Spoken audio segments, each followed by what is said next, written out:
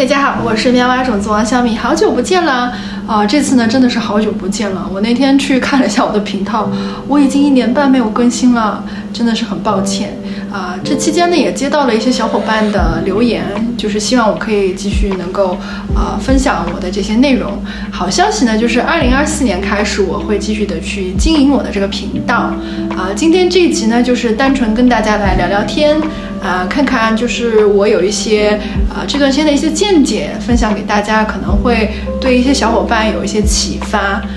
去年2023年对于我来说是还蛮革命性的一年，因为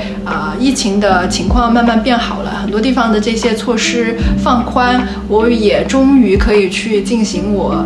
之前一直计划的3个月的回国行了。上半年开始就在各种计划，然后看酒店机票什么的当时呢是想要去10个地方，最后呢终于在9月份开始去实施了，有上海杭州、苏州、广西、重庆、成都，然后最后云南。在这个旅游的过程呢，就是还学习到挺多的，也有一些灵性上面的见解。下面呢跟大家来总结一下3个部分，就是我自己还蛮有很深刻的体会的。第一点呢，就是任何和我们自己内心还有灵魂对齐的一些愿望呢，现在的宇宙推进都是很顺利、很丝滑的。但是前提是必须是和自己灵魂还有心所对齐的，而不一定是头脑和小我想要做的东西。怎么去区分呢？一般来说，从小我的角度去出发的东西，一般都是来自于一些限制性的思维、匮乏还有恐惧。灵魂呢，大多数时候都是就想要有一种扩展的体验。比如说我之前有段时间还挺想学一个陶艺课的没有什么原因就是想要去感受手和这些泥土接触和链接的感觉但头脑就觉得你有病吧，就很花时间又很浪费钱，最后也没有什么用，对吧？你小我的这个第一个想法就是计较得失，在灵魂它只是单纯的想要玩，想要去扩展。那我这次旅行呢，我就非常确定，从一开始我就知道是灵魂想要的一个体验，所以就真的也感受到什么叫做顺风顺水。就拿我订机票来说吧一开始一直在看机票，但是因为限航令没有完全解除，然后航班还很少，价格就很贵嘛，我就一直在观望也听到了很多网上的各种小我的声音，就是说机票这个东西嘛，要越早订越好，越到这个时间就越贵。我也还蛮焦虑的，但是就说那就交给宇宙去安排吧，我就臣服就好了。有一天早上醒过来，就听到一个声音说我可以去看机票了，我就去看了。然后非常惊讶，就是我想要回去的这段时间，那天早上的机票刚好是7折，我立马就订了。然后这个折扣它就只出现了可能1天到2天吧，就再也没有了。我同期回去的朋友都没有任何人订到这个价格。就这一类很神奇的这种精妙的安排有太多太多了，就真的是你只要听从灵魂的声音，它给了你指示，你去照做，然后一切的推进就是无比的丝滑的。也真的是验证了我之前在《牧羊少年奇幻之旅》里面听到的一句话当你全心全意梦想着什么的时候，整个宇宙都会联合起来去帮助你完成这个梦想。第二点呢，就是我现在越发的去领会到什么叫顺势而为完全的臣服，活在当下。很多时候在旅行的时候，我们都知道计划不如变化快。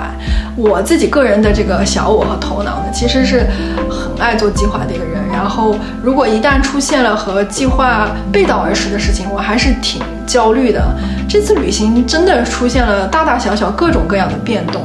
我是完全的学会去躺平了，就是顺应这个生命之流。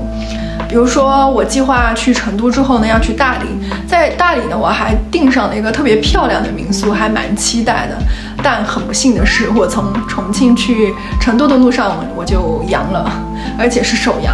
所以就是打乱了我在不仅是就是成都的计划，大理的这个计划也彻底的被影响了，最后就彻底瘫痪了，只能养病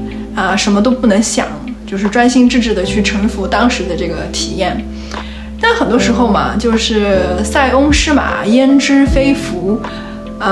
我其实在成都之前我就一直在旅行，已经大概1个半月了，其实身体是很疲惫的，还蛮需要一个休整的时间的，但是头脑会觉得要打卡，去的地方多多益善，就是有那种贪念嘛，但是身体还有宇宙它很知道什么叫做平衡，所以那段时间显化出了这个病来，我觉得我也完全能够理解嘛，我就安心的在成都养病没想到那段时间其实还过得蛮开心的，虽然说是病了，很快也就恢复了，但也花了很多时间，就是去好好的体会和去探索这个城市，就是放慢脚步的去感受。成都当时也让我很喜欢，就是它的能量各方面都很平衡，也很契合我自己。我就是在成都的这段时间过得还蛮开心的，就是算是一个旅行里面的一个惊喜吧。有些时候你失去的东西不见得就是一个坏事，对吧？你得到的可能是宇宙的角度觉得最适合你的，我们就安心让宇宙去安排就好了。所以在这种大大小小的变动里面呢，也是完全的明白了，就是要顺应当下去臣服，然后就是很多时候不怕事儿也不惹事儿，事情来了再做事情的说，总会有解决的方法的。在这种反复的磨自己这个小我的过程呢，也真的是去练就了一个很稳的内核。就是在任何事情的发生里面，无论好坏，我都能够去尽量提取到我的意识可以去扩展的这个部分，我觉得是非常有价值的。第3点就是我发现集体潜意识这个东西是真实不虚的，它很神奇。我们每个人其实就像一个管道一样，我们在一个地方，就是让这个地方的一些意识、行为、情绪、认知作为管道来流进于我们。虽然说是我们不提倡就是去地域化贴标签，但是这个东西它是有一定的底层逻辑。因为我以前长期都待在一个地方，没有很切身的体验，但这次去旅游，因为去了很多地方，就真的发现每个地方它有一个自己的集体潜意识，然后就像一个植入物和程序编程一样，在这一群人里面不停的运作，我们就可以观察到，真的是大家会有一些特定的想法、价值观还有行为，都是就是这个地域所属的。我自己可能因为是带着觉知去作为观察者的角色，在这么一路的旅行，我真的是让自己变成一个管道去体验、去感受。我就觉得自己像一个变色龙一样，到了一个新的地方就换上了一个新的游戏皮肤那种感觉。从一开始在江南那块就很温婉嘛，然后到了云贵川又变得很直爽、很泼辣，就很神奇的一个感受。这也验证了，就是我们虽然每个人都是独立的小宇宙，都有自己形形色色各种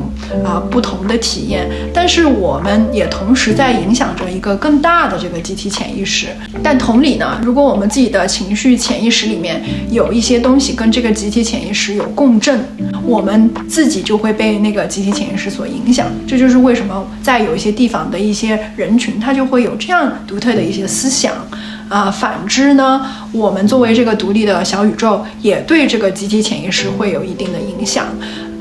比如说是本来这个集体潜意识它有一些很陈旧、很固化的一些思想，但我们作为一个个体，有了一些新的意识上面的转变。如果这个个体它数量足够多，就会开始去覆盖和转化这里的集体潜意识。所以我们每个人呢，其实都可以活成一座灯塔或者是发射塔。我们在照看好自己内心、活好自己的时候，其实就在为我们更大的这个社会还有地球做贡献。这也是我们可以看到的，就是经常说的地球从以前的更3维的频率慢慢就是上升到更高的频率，是因为大家的意识都在不停的提升，在改变。好了，自己的见解呢，我就先分享到这里了。总之呢，现在就是更顺应生命之流，去全方位的去扩展，然后去臣服于宇宙。就是自己同时也带着一种觉知，以观察者的角色去看所有的事情，然后进行反思，还有一些领悟。不再是像以前那种就很入戏的去跟一些东西进行不停的纠缠，还有内耗。还蛮喜欢自己最近的这些变化的。最后呢，就是分享我很爱的一句话，是出自于杨丽萍。她说，有一些人到这个世上呢，是来传宗接代。有一些人呢是来体验，有些人是享受，有些人是旁观。他是生命的旁观者，他就是来看这个世界上一棵树怎么生长，白云怎么飘，水怎么流，甘露怎么凝结。我觉得这个意境就是一种很美好啊，因为就是人生的形态是多种多样的，希望大家呢也能够活出自己的心之所向。